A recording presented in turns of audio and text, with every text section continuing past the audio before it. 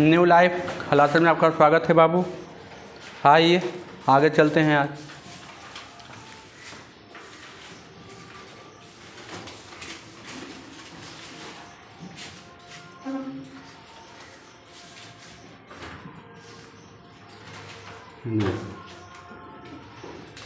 जैव प्रक्रम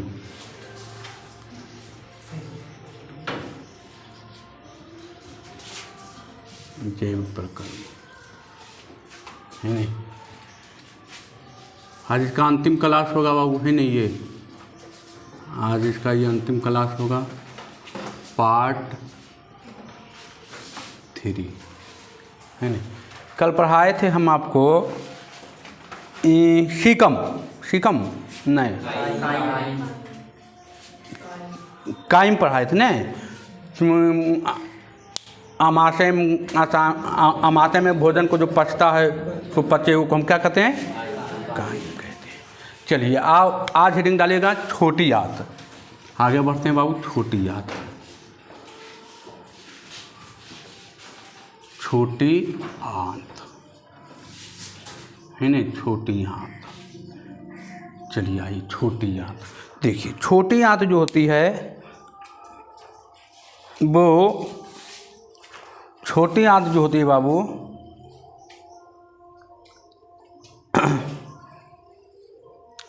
छोटी आंत जो होती है इसकी लंबाई 6 मीटर होती है। छोटी आंत जो होती है इसकी लंबाई 6 मीटर होती है और इसकी चौड़ाई 2.5 सेंटीमीटर होती है, 2.5 सेंटीमीटर। और ये छोटी आंत जो है, बड़ी आंत पढ़ाए थे ना, अच्छा वो आगे है। छोटी आंत जो होती है वो छोटी आंत उल्टी होता है, बड़ी आंत छोटी होती है और छोटी आंत बड़ी होती है। छोटी आंत बड़ी होती है और बड़ी आंत छोटी होती है, ठीक है। इसी में भोजन का क्या होता है, पाचन होता है। ये आंत का सबसे लंबा भाग यही है, छोटी आंत। सबसे बड़ा भाग या सबसे लंबा भाग कौन है, छोटी आंत है ना। जो बेलनाकार आकार का होता है, कैसा होता है, देखते हैं मैंने ऐसे लंबा लंबा रहता है ना। बेलनाकार आकार का होता है, ऐसे मोहरा हुआ है ना। चलिए तो लिखिएगा छोटी आंत के बारे में बाबू, लिखिएगा। ये आहार नाल का सबसे लंबा भाग है।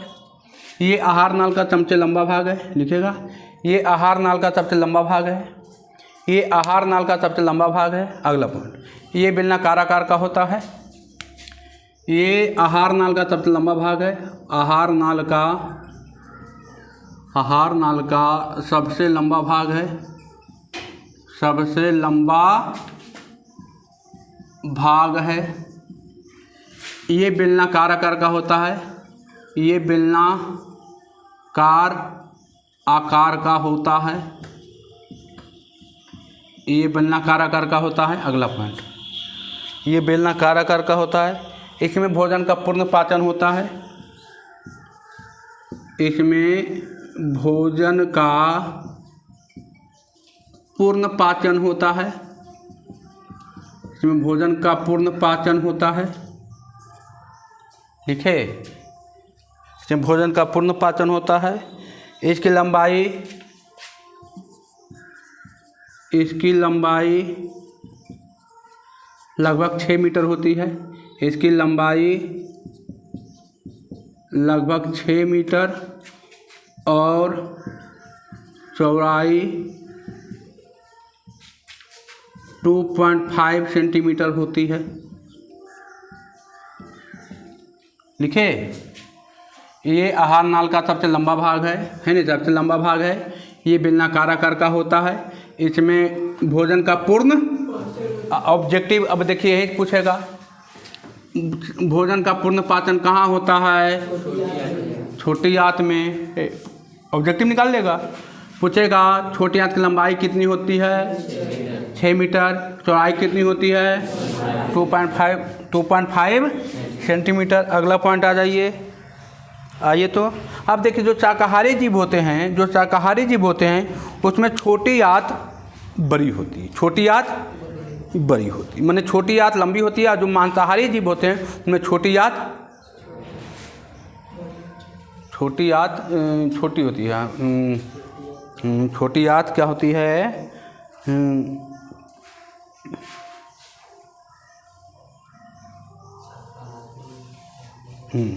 आइए, क्या बोले, इसमें जो मांसाहारी जीव होते हैं, जो मांसाहारी जो शाकाहारी जीव होते हैं, उसमें छोटी आंत बड़ी होती है, माने लंबी होती है, और जो शाकाहारी जीव है उसमें छोटी आंत छोटी होती है। जो शाकाहारी जीव हैं, तो हम लोग शाकाहारी हैं कि मांसाहारी हैं? सर्वाहारी हैं। क्या है? तो मीडियम रहेगा नहीं। लेकिन पहले आदमी जो होता था शाकाहारी, आदमी को शाकाहारी में ही गिनती किया जाता है, आदमी को शाकाहारी में ही गिनती किया जाता है, मांसाहारी आदमी नहीं होता, शाकाहारी में ही गिनती किया जाता था। तो हम लोग का जो छोटी आंत होती है वो बड़ी होती है। क्या होती है? बड़ी। लेकिन बाघ ये सब मांसाहारी जीव है, ये हम लोग शाकाहारी भोजन भी करते हैं ना जी, और लेकिन अब बाघ है वो मांसाहारी भोजन ही करता है, तो उसमें जो छोटी आंत होगा क्या होगा? छोटा होगा। छोटी आंत क्या होगा? छोटा होगा, है ना? तो लिखिएगा जो जीव शाकाहारी होते हैं उनमें छोटी आंत बड़ी होती है। जो जीव शाकाहारी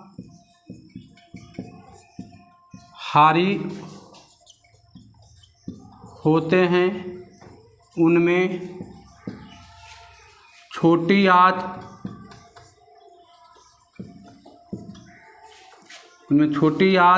बड़ी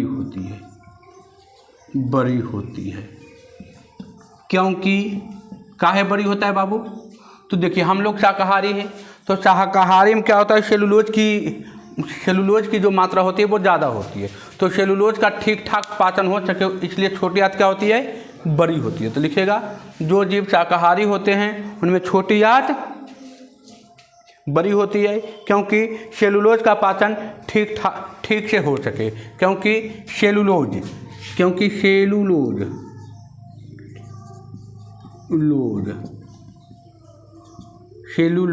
नहीं, सेल्यूलोज, ठीक है, सेल्यूलोज, हाँ ठीक है, सेलुलोज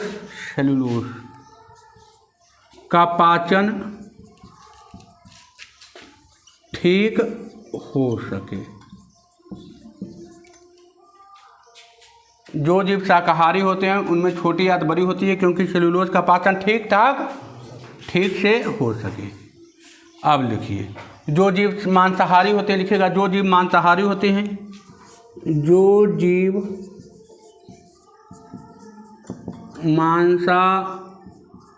मांसाहारी होते हैं उनमें छोटी आंत छोटी होती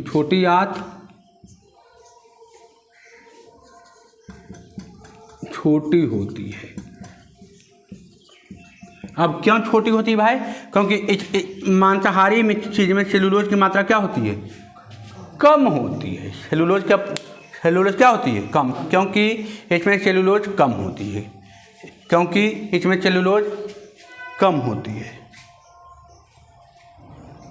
ठीक है, क्योंकि इसमें सेलुलोज कम होती है ना। चलिए, सेलुलोज का देखिए, शाकाहारी जो आप खाते हैं घास फूस, उसमें सेलुलोज की मात्रा ज़्यादा होती है, ठीक है, उसमें सेलुलोज की मात्रा क्या होती है? ज़्यादा होती है। उसमें सेलुलोज की मात्रा क्या होती है? ज़्यादा होती है। तो सेलुलोज की मात्रा जब ज़्यादा होगा तो उसको पचने में ज़्यादा टाइम लगेगा। क्या टाइम लगेगा? ज़्यादा टाइम लगेगा। तो ज़्यादा टाइम पचने में लगेगा, इसलिए छोटी आंत क्या होती है? बड़ी होती है। और जो मांसाहारी जीव है, मांसाहारी भोजन में सेलुलोज की मात्रा क्या होती है? कम होती है, इसलिए उसको पचने में कम टाइम लगता है। तो इसलिए छोटी आंत क्या होती है? छोटी होती है। कोई दिक्कत? चलिए, अब देखिए, छोटी आंत को 3 भागों में बांटा गया है ना। लिखिएगा छोटी आंत को 3 भागों में बांटा गया है। पहला भाग, दूसरा भाग, तीसरा भाग। छोटी आंत को लिखिएगा, छोटी आंत को 3 भागों में बांटा गया है ना। छोटी आंत को 3 भागों में बांटा जाता है। पहला है ग्रहणी, पहला है बाबू ग्रहणी, दूसरा है जेजुनम, दूसरा है बाबू जेजुनम, जेजुनम और तीसरा है इलियम। इलियम है ना, तीसरा है इलियम। इलियम है ना। छोटे हाथ को कितने भागों में बांटा गया है? ऑब्जेक्टिव का आएगा। छोटे हाथ को कितने भागों में बांटा गया है? 3 भागों में। छोटी हाथ को कितने भागों में बांटा गया है? पहला है ग्रहणी, दूसरा है जेजुनम और तीसरा है इलियम। अब देखिए इलियम में होता है, इलियम जो होती है बड़ी होती है। इलियम क्या होती है? 3। छोटी हाथ में सबसे बड़ा भाग कौन सा है? इलियम। सबसे बड़ा भाग कौन सा है? इलियम। इसी में भोजन का पूर्ण पाचन होता है। छोटे हाथ में तो भोजन का पूर्ण पाचन होता है, लेकिन छोटे हाथ का आओ अंदर पूछ दिया किसमें, और किसमें भोजन का पूर्ण पाचन होता है? तो किसमें होता है? इलियम में। छोटे हाथ के नहीं पाठ है बाबू, छोटे हाथ के पाठ है ना ही। तो छोटे हाथ में तो भोजन का पूर्ण पाचन लिखाए हैं, और ऊपरा ऊपरी पूछेगा तो पूछेगा भोजन का पूर्ण पाचन कहाँ होता है? छोटी हाथ में। लेकिन पूछ दिया छोटी हाथ में भोजन का पूर्ण पाचन कहाँ होता है, तब कहाँ होता है? इलियम में होता है। ये बहुत अंदर की बात है ना। तो लिखिएगा इलियम, लिखिएगा इलियम बाबू, है ना, लिखिएगा। ये सबसे लंबा भाग है, ये सबसे लंबा भाग है। इलियम में लिखिएगा, ये सबसे लंबा भाग है। इसी में भोजन का पाचन होता है ना। इसी में भोजन का पाचन होता है ना। इसी में भोजन का पाचन, ये सबसे लंबा भाग है, इसी में भोजन का पाचन होता है। पचे हुए भोजन का अवशोषण भी करता है। पचे हुए भोजन का अवशोषण भी करता है। पचे हुए भोजन का अवशोषण करता है ना।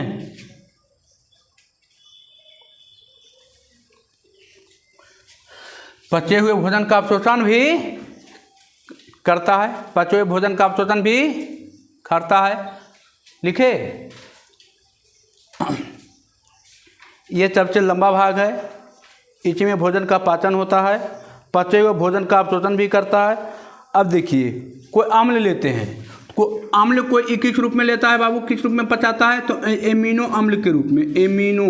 एमिनो अम्ल के रूप में। ये जो भोजन को पाचन करता है किस रूप में? एमिनो अम्ल के रूप में। कोई भी अम्ल आप ले लेते हैं तो ये उसको पचाएगा किस रूप में अवशोषित करेगा? एमिनो अम्ल के रूप में अवशोषित करेगा, है ना। एग्जाम्पल में लिख दीजिएगा। और जैसे आप लेते हैं, कोई खाना खाते हैं तो ये ग्लूकोज के रूप में पाचन करेगा। किस रूप में पाचन करेगा? ग्लूकोज के रूप में पाचन करेगा। और अगला है बसा अम्ल, है ना। बसा अम्ल के रूप में, प्रोटीन को बसा अम्ल के रूप में ठीक करेगा, है ना। कोई प्रोटीन लेते हैं आप तो उसको ये प्रोटीन को बसा अम्ल में क्या करेगा? पाचन करेगा, है ना। एमिनो अम्ल के रूप में, भोजन को ग्लूकोज के रूप में। और कोई लेते हैं फैट लेते हैं, बसा लेते हैं, है ना, माने प्रोटीन लेते हैं तो बसा अम्ल के रूप में इत्यादि, है ना। चलिए आगे बढ़ें।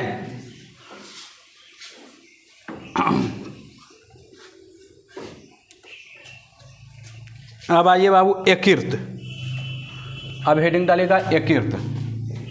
चलिए अब आइए यकृत, इसको आप कहते हैं लीवर, है ना। यकृत, यकृत देखिए,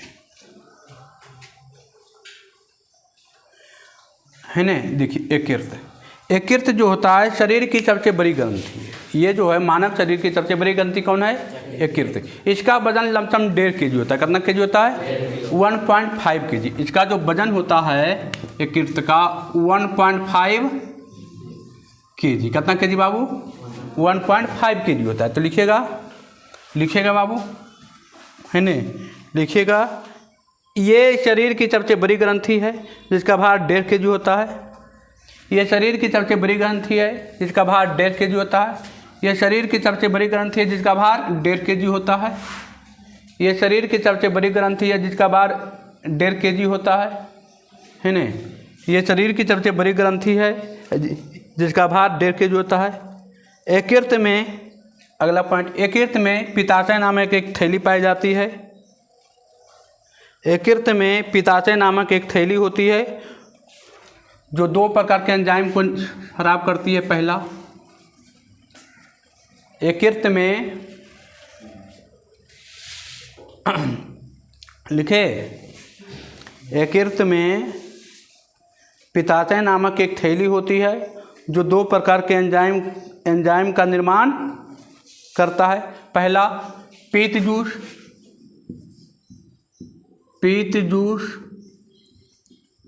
है ना, पीत जूस या पीत रस इसको कहते हैं, या एंजाइम कहते हैं, एंजाइम है ना, पीत जूस या पीत रस एंजाइम। और दूसरा होता है पीत लवण, पीत लवण। अब कहे चार पीत क्या है? पीत लवण। आप मुर्गा खाते हैं तो जो कलेजी रहता है उसके बगल में हरा जैसा रहता है, वही हरा है, वही है पीत जूस या पीत रस, है ना, पीत रस या पीत जूस वही है ना। देखिए ये क्या है बाबू? यकृत जो होता है हमारे शरीर की सबसे बड़ी ग्रंथि है, जिसका वजन कितना केजी है बाबू? 1.5 kg। यकृत में ही एक पित्ताशय नामक एक थैली पाई जाती है ना, तो दो प्रकार के एंजाइम को निर्माण करती है। पहला पीत रस है ना, और दूसरा पीत लवण। अब आइए थोड़ा सा पढ़ लेते हैं पीत रस के बारे में, है ना, पीत जूस के बारे में। आइए तो देखिए इसका काम क्या है। पीत रस का या पीत जूस का काम क्या है? ये होता कैसा है पहले जानिए, लिखेगा। ये गाढ़ा एवं हरा क्षारीय द्रव होता है। ये गाढ़ा एवं हरा रंग का क्षारीय द्रव है। ये गाढ़ा एवं हरा रंग का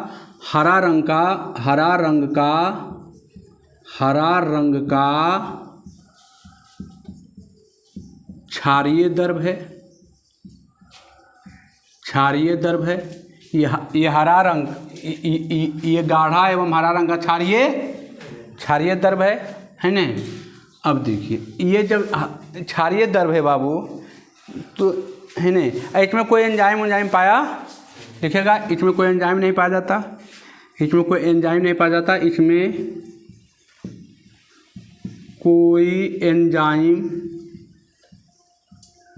नहीं पाया जाता, नहीं पाया जाता है। हो गया। ये पूछेगा पीत रस कैसा होता है, तो हरा रंग का होता है। अब कैसा द्रव है? क्षारीय द्रव है ना, इसमें कोई एंजाइम। अब लिखेगा इसका कार्य,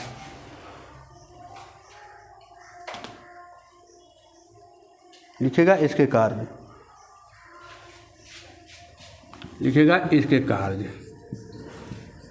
इसके कार्य। देखिए इसका दो ही काम है बाबू।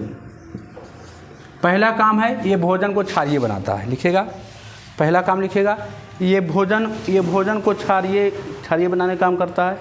ये भोजन को क्षारीय बनाने काम करता है। ये भोजन को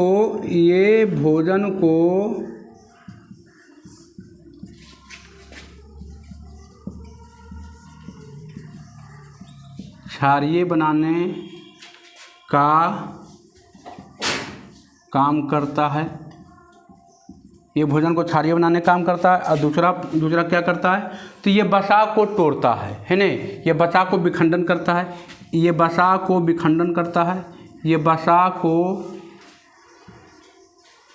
विखंडन या पायसीकृत करता है।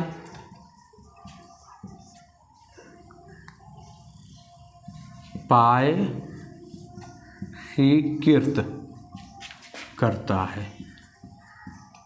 है ना। और ये वसा को क्या करता है? तोड़ता है ना, विखंडन करता है। ये वसा को विखंडन या पायसीकृत करता है। तो कोई दिक्कत? ये क्या करता है? तो इसके पीत रस का दो काम। पहला ये भोजन को क्षारीय बनाता है, अब विखंडन को क्या करता है? मैंने वसा को विखंडन करता है, मैंने तोड़ता है। पायसीकृत मतलब होता है तोड़ना नहीं। तो ये वसा को क्या करता है? तोड़ता है। इसका काम, यकृत का काम खत्म हो गया है ना। चलिए यकृत का काम क्या हो गया? खत्म हो गया। यकृत आप पढ़ लीजिए। चलिए यकृत का काम खत्म। अब आइए, अब आगे लिखिएगा, हेडिंग डालेगा अग्नाशय। अगला हेडिंग डालेगा अग्नाशय। अग्नाशय, अग्नाशय, अग्नाशय।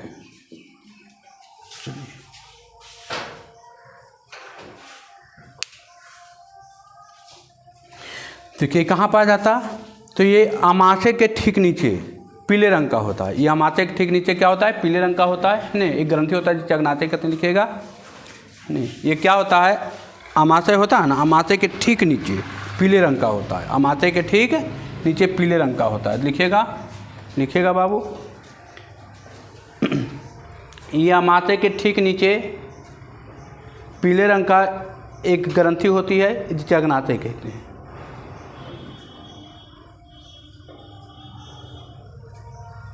ये आमाशय के ठीक नीचे पीले रंग का एक ग्रंथि होती है। ये आमाशय के नीचे, ये आमाशय के नीचे एक पीले रंग की ग्रंथि होती है जिसे अग्नाशय कहते हैं, है ना। आमाशय के नीचे जो होता है उसको अग्नाशय कहते हैं। आमाशय, ये आमाशय के नीचे एक पीले रंग की ग्रंथि होती है जिसे अग्नाशय कहते हैं। अब देखिए अग्नाशय कहते हैं, इससे भी एक रस निकलता है बाबू, इसको कहते हैं अग्नाशयी रस, है ना। अग्नाशय से जो रस निकलते हैं उसको बोलते हैं अग्नाशयी रस, अग्नाशयी रस। तो लिखिएगा, इससे एक प्रकार का रस निकलता है, इससे एक प्रकार का रस निकलता है, उसे अग्नाशय रस कहते हैं, अग्नाशय रस कहते हैं, अग्नाशय रस कहते हैं। इससे एक प्रकार का रस निकलता है जिसे अग्नाशय रस कहते हैं, जिसे अग्नाशय रस कहते हैं। इससे एक प्रकार का रस निकलता है जिसे अग्नाशय रस कहते हैं, है ना। अब देखिए अग्नाशय रस में क्या होता है, 4 प्रकार का एंजाइम रहता है, लिखिएगा, इसमें 4 प्रकार का एंजाइम होता है ना। इससे एक अग्नाशय से इससे एक रस निकलता है जिसे अग्नाशय रस कहते हैं, है ना। लिखिएगा, है ना, लिखिएगा। इससे एक अग्नाशय क्या है बाबू, तो अग्नाशय क्या है, ये आमाशय के ठीक नीचे एक पीले रंग की ग्रंथि होती है जिसे अग्नाशय कहते हैं। इससे एक प्रकार का रस निकलता है जिसे अग्नाशयी रस या अग्नाशय रस कहते हैं, हो गया। इसमें 4 प्रकार के एंजाइम पाए जाते हैं, इसमें 4 प्रकार के एंजाइम पाए जाते हैं बाबू, लिखिएगा। ये 4 प्रकार के एंजाइम का स्राव करती है। पहला लिखे, ये 4 प्रकार के एंजाइम को स्राव करती है। पहला है ट्रिप्सन, पहला है ट्रिप्सन, है नहीं, पहला है ट्रिप्सन या ट्रिप्सिन लिख लीजिए। दूसरा है एमाइलेज, दूसरा है एमाइलेज, एमाइलेज। दूसरा है, तीसरा है, दूसरा हो गया एमाइलेज, तीसरा है लाइपेज, और चौथा है आपका न्यूक्लियेज, न्यूक्लियेज। चलिए ये हो गया। अब देखिए ये अग्नाशयी रस में कितने प्रकार के एंजाइम पाए जाते हैं बाबू, 4 प्रकार के। अग्नाशयी रस में कितने प्रकार के एंजाइम पाए जाते हैं, 4 प्रकार के। पहला ट्रिप्सन, दूसरा एमाइलेज, और तीसरा लाइपेज, और चौथा न्यूक्लियेज। अब देखिए ट्रिप्सन का काम क्या है, तो ट्रिप्सन क्या करता है, ये पचे हुए प्रोटीन को अमीनो अम्ल में बदलता है, लिखिएगा। ये प्रोटीन को क्या करता है, ये पचे हुए प्रोटीन को, लिखिएगा, लिखिएगा, ये पचे हुए, है ना। आइए, ये पचे हुए प्रोटीन को अमीनो अम्ल में बदलता है, अमीनो अम्ल में बदलता है, इसका काम है ना। ठीक है, ये पचे हुए प्रोटीन को अमीनो अम्ल में बदलता है। अब आइए आप सीधे चलते हैं माइलेज पर, लाइपेज पर चलते हैं, ठीक है। ये क्या करता है, लाइपेज का काम क्या है, तो ये पाचीकृत बच्चा का पाचन करता है, माने जो बच्चा टूट जाता है, ये पाचीकृत वसा, पाचीकृत वसा का पाचन करता है, का पाचन करता है। आपके अथी में उतना नहीं दिया है पढ़ने के लिए, इच में देना चाहिए था लेकिन नहीं दिया है। ठीक है, चलिए आइए लिखे। ये पचे हुए भोजन का क्या करता है, ये पचे हुए प्रोटीन को अमीनो अम्ल में बदलता है, और ये पाचकीय वसा को क्या करता है, पाचन करता है। अब देखिए कुछ है बाबू, है न, जैसे देखिए पीतरस, अब डायरेक्ट आपको पूछेगा पीतरस का निर्माण कहाँ होता है, पीतरस का निर्माण कहाँ होता है, हैं? पीतरस का निर्माण कहाँ होता है, अभी तो बताए हैं। पीतरस का निर्माण कहाँ होता है, यकृत में, अभी तो बताए हैं, है ना। इसे भी आई है, पीतरस का निर्माण कहाँ होता है, यकृत में, अभी नहीं बताए हैं। पीतरस का निर्माण कहाँ होता है, यकृत में होता है। और अग्नाशय रस का निर्माण, अग्नाशय रस का निर्माण अग्नाशय में, अग्नाशय रस का निर्माण कहाँ, अग्नाशय में। और क्या था, एगो 3 लीटर बनता था, जठर रस। जठर रस कहाँ बनता है, जठर ग्रंथि में, है ना। जठर ग्रंथि, या उसको एक और नाम दिए थे क्या, अमाशय में।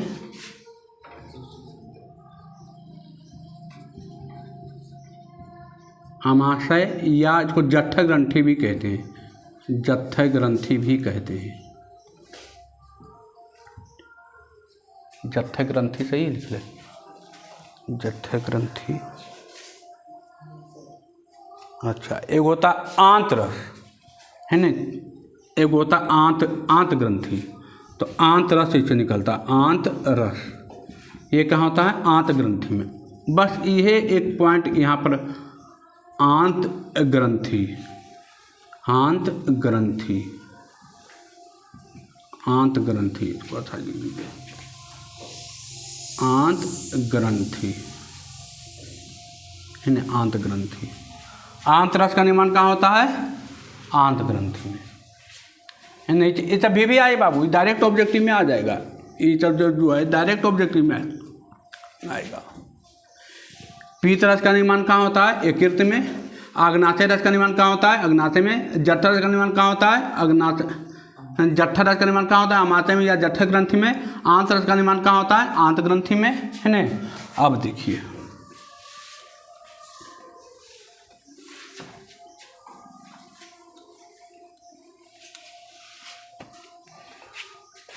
कार्बोहाइड्रेट का पाचन किस रूप में होता है, ग्लूकोज के रूप में। कार्बोहाइड्रेट का पाचन किस रूप में, ग्लूकोज के रूप में। प्रोटीन का पाचन किस रूप में, अमीनो अम्ल के रूप में,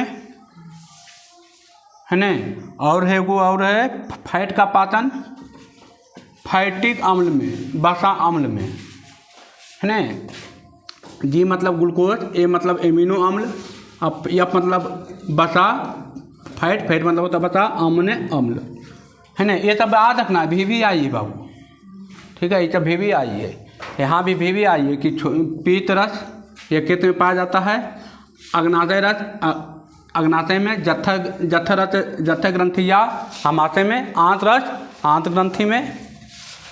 कार्बोहाइड्रेट का पाचन किस रूप में होता है, ग्लूकोज के रूप में। डायरेक्ट पूछेगा कार्बोहाइड्रेट का पाचन किस रूप में होता है, 4 ऑप्शन दे देगा, तो ग्लूकोज के रूप में। प्रोटीन का पाचन एमिनो अम्ल के रूप में। अब फैट का पाचन, वसा का पाचन फैटिक अम्ल में, वसा अम्ल में।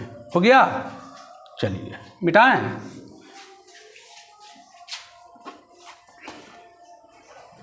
अब आइए बरियात, अब हेडिंग डालिए बरियात।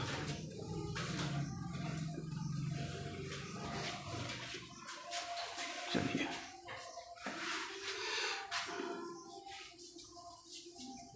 बरियात, है ना, बरियात, ये बरियात। है ना।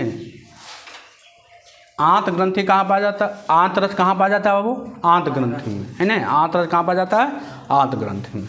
अब आइए बड़ी आंत। देखिए जो बड़ी आंत होती है ये आहार नाल का अंतिम भाग है। ये आहार नाल का क्या है? अंतिम भाग है। आहार नाल का अंतिम भाग है ना। तो लिखिएगा, लिखिए बाबू, लिखिएगा। आहार नाल की सबसे अंतिम भाग को बड़ी आंत कहते हैं। आहार नाल के आहार नाल के अंतिम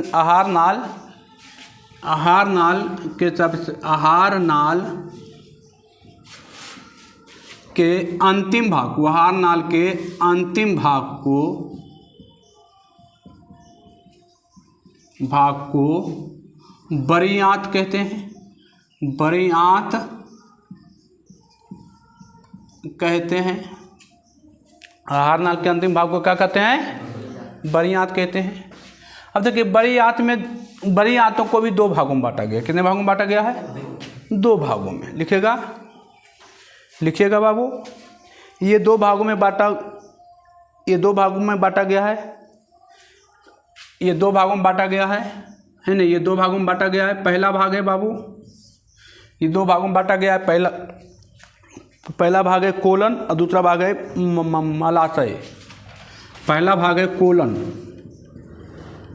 और दूसरा भाग है मलाशय, या इसको रेक्टम भी बोलते हैं। रेक्टम या रिक्टम, है ना। रेक्टम या रिक्टम दोनों बोलता है। रेक्टम कर दीजिए, आपकी किताब में रेक्टम दिया है। रेक्टम, है ना। कोलन, ये देखिए, ये जो कोलन जो है ये बड़ी आंत का पहली भाग है और ये बड़ी आंत का दूसरी भाग है ना। अब देखिए हो गया। लिखे, आहार नाल का सबसे अंतिम भाग बड़ी आंत है।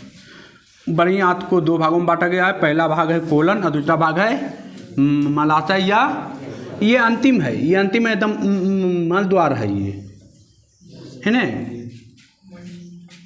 मलाशय जिसको कहते हैं। अब देखिए अगला पॉइंट लिखिएगा, लिखिएगा। इससे व्यर्थ पदार्थ बाहर निकलता है। इससे व्यर्थ पदार्थ बाहर निकलता है। बड़ी आंत से ही निकलता है बाबू। इससे व्यर्थ पदार्थ एक तरह से कह सकते हैं कि मलाशय से, है ना। मलाशय जो अंतिम भाग है ना, वहीं से लिखेगा। इससे व्यर्थ पदार्थ बाहर निकलता है। इससे व्यर्थ पदार्थ बाहर निकलता है। लिखे, इससे व्यर्थ पदार्थ बाहर निकलता है। अगला पॉइंट,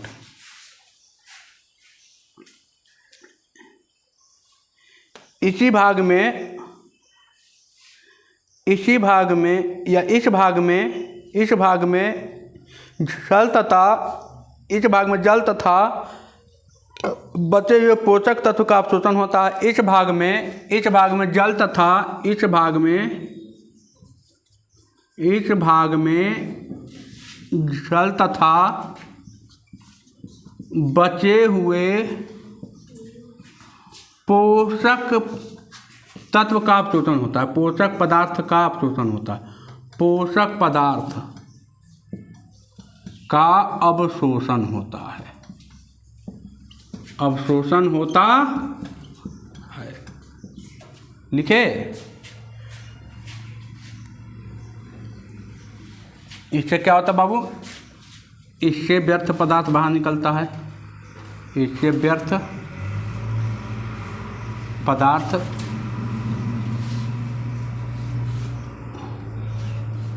बाहर निकलता है। इससे व्यर्थ पदार्थ बाहर निकलता है। और क्या इसका काम है? जो पदार्थ जो मैंने कुछ प्रोटीन जो बच गया होगा, यहाँ पर क्या हो जाएगा? उसका पूर्ण पाचन हो जाएगा, कुछ नहीं बचेगा। हो गया। इस भाग में जल तथा बचे हुए पोषक पदार्थ का क्या होता है? अवशोषण होता है।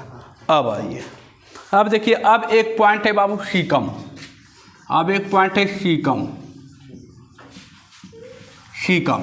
सीकम क्या होता है? सीकम होता है छोटी आंत और बड़ी आंत के जोड़ जो होता है ना, जोड़, छोटी आंत और बड़ी आंत दो को जुड़ता है ना, जहाँ पर छोटी आंत और बड़ी आंत, उस स्थान को हम सीकम कहते हैं। लिखेगा बाबू, छोटी आंत और बड़ी आंत के जोड़ को हम सीकम कहते हैं। छोटी आंत और बड़ी आंत के जोड़ को हम सीकम कहते हैं। छोटी आंत और बड़ी आंत के जोड़ को हम सीकम कहते हैं। अब लिखिएगा अपेंडिक्स। अपेंडिक्स अपेंडिक्स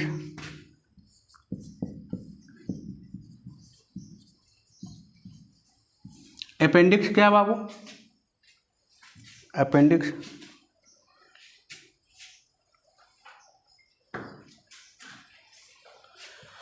देखिए, अपेंडिक्स क्या है? नहीं कहता कि अपेंडिक्स हो गया है, तो अपेंडिक्स तो होता नहीं बाबू, अपेंडिक्स रहता ही है पेट में, है ना। अपेंडिक्स क्या होता, रहता ही है पेट में, लेकिन उसका मुंह जब खुला हुआ रहता है तब उसमें कोई चावल या कुछ फंस जाता है जा कर के, वही चावल तावल क्या होता है उसमें गल जाता है, और गलने के बाद थोड़ा सा क्या होता है, दर्द देता है पेट में, कहता है अपेंडिक्स हो गए हो। अपेंडिक्स रहता ही है, उसका अब हमारे जीवन में कोई उपयोग अब नहीं रहता। पहले आदमी घास फूस खाता था ना, तो उसका उपयोग करते थे। अब कोई घास फूस नहीं खाता है उतना, तो इसका उपयोग अब वो हम लोग करते नहीं हैं। अब तो क्या होता है कि विदेशों में क्या होता है कि बच्चा के जन्म लेते के साथ ही वो ऑपरेशन करके क्या कर दिया जाता है, निकाल दिया जाता है। लेकिन भारत में ऐसा भी स्टार्ट नहीं हुआ है ना। भारत में जब कुछ होता है तब मैंने दर्द उर्द देने लगा या कुछ हुआ तब उसको काट के क्या करता है, निकालता है, तो कहता अब अपेंडिक्स ठीक हो गया। अपेंडिक्स काट के क्या करता है, निकाल देता है उसको। तो लिखेगा, इसी सीकम के पास एक अंगुलीनुमा संरचना पाई जाती है। इसी सीकम के पास एक अंगुलीनुमा संरचना पाई जाती है, इसे अपेंडिक्स कहते हैं। इसी सीकम के पास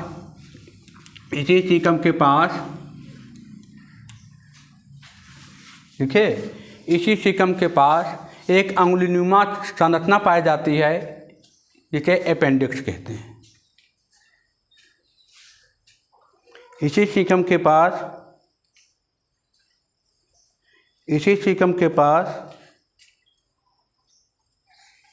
एक अंगुलीनुमा संरचना पाई जाती है, जिसे हम सीकम कहते हैं, नहीं अपेंडिक्स कहते हैं। इसी सीकम के पास एक अंगुलीनुमा संरचना पाई जाती है, जिसे अपेंडिक्स कहते हैं। अब देखिए, कोलन था बाबू, एगो कोलन था ना, तो लिखिएगा कोलन को तीन भागों में बांटा गया बाबू। लिखिएगा, कोलन को तीन भागों में बांटा गया है। कोलन को तीन भागों में बांटा गया बाबू, पहला, दूसरा, तीसरा। लिखिएगा, कोलन को तीन भागों में बांटा गया है। कोलन को तीन भागों में बांटा जाता है। पहला ऊपरीगामी कोलन, अनुप्रस्थ कोलन, अधोगामी कोलन, है ना। पहला है बाबू ऊपरीगामी कोलन,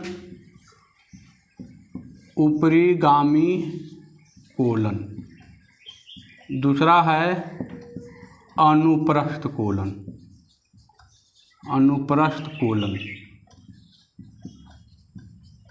और तीसरा है अधोगामी कोलन,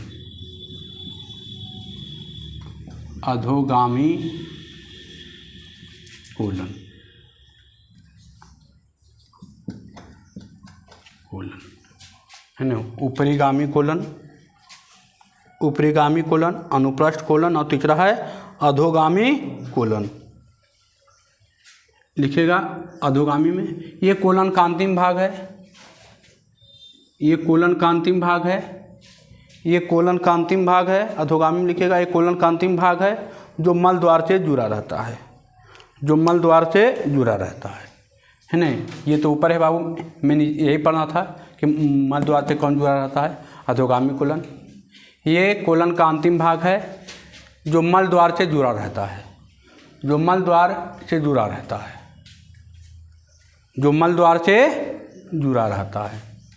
ये कोलन का अंतिम भाग है, जो मल द्वार से जुड़ा रहता है। हो गया, आपका चैप्टर खत्म हो गया, है नहीं। आपका चैप्टर क्या हो गया है, खत्म हो गया, कुछ भी नहीं बचा बाबू। याद रखना है कि आंतरस कहाँ पाया जाता है, आंत ग्रंथि में। जठर रस कहाँ पाया जाता है, जठर ग्रंथि में या अमाशय में। एक मानव शरीर में अमाशय रस कितना बनता है, 3 लीटर। अग्नाशय ग्रंथ, अग्नाशय का वजन कितना होता है? 1.5 kg। कितना kg? 1.5 kg। तब याद रखना है ग्लूकोज का पाचन कहाँ, कार्बोहाइड्रेट का पाचन किस रूप में होता है? ग्लूकोज के रूप में। प्रोटीन का पाचन किस रूप में होता है? अमीनो अम्ल के रूप में। और फैट का पाचन, वसा का पाचन किस रूप में होता है? वसा अम्ल के रूप में या फैटिक अम्ल के रूप में, या फिर लिखे हैं, है ना। ये जब याद, ये जब भी आया था, जब याद रखना है। डायरेक्ट ऑब्जेक्टिव आएगा। ये भी क्वेश्चन आया हुआ कि सीकम किसे कहते हैं? छोटी या तो बड़ी आंत के जोड़ को हम सीकम कहते हैं। अपेंडिक्स पूछा है, अपेंडिक्स ज़्यादा पूछा है क्योंकि अपेंडिक्स आजकल अथी में चलन में है बाबू, है ना। तो छोटी या तो बड़ी आंत के जोड़ पर एक अंगुलीनुमा संरचना होती है, या सीकम के पास एक अंगुलीनुमा संरचना होती है, जिसे हम क्या कहते हैं? अपेंडिक्स कहते हैं, है ना। वही अपेंडिक्स है। और एक था काइम, था ना, एक काइम था जो आमाशय में पचे हुए भोजन, पचे हुए पेस्ट को क्या कहते हैं? काइम, है ना। एक होता है सीरम पढ़ा है? सीरम ने पढ़ाए हैं। और भोजन को पच जाते हैं तो उसको सीरम कहते हैं, बस, और कुछ नहीं है। चलिए ठीक है ना। पहला चैप्टर क्या हो गया है? ख़त्म हो गया है। जम के घर में पढ़ा जाए, पूरा हिलोर के एकदम एक कर दिया जाए। इस चैप्टर को पूरा घोर के पी दिया जाए, है ना, पिया जाए, है ना। चलिए ठीक है। आप लोगों को ये वीडियो कैसा लगता है कमेंट करके ज़रूर बताएं। अच्छा लगता है तो दोस्तों के पास शेयर करें। ठीक है बाबू, धन्यवाद।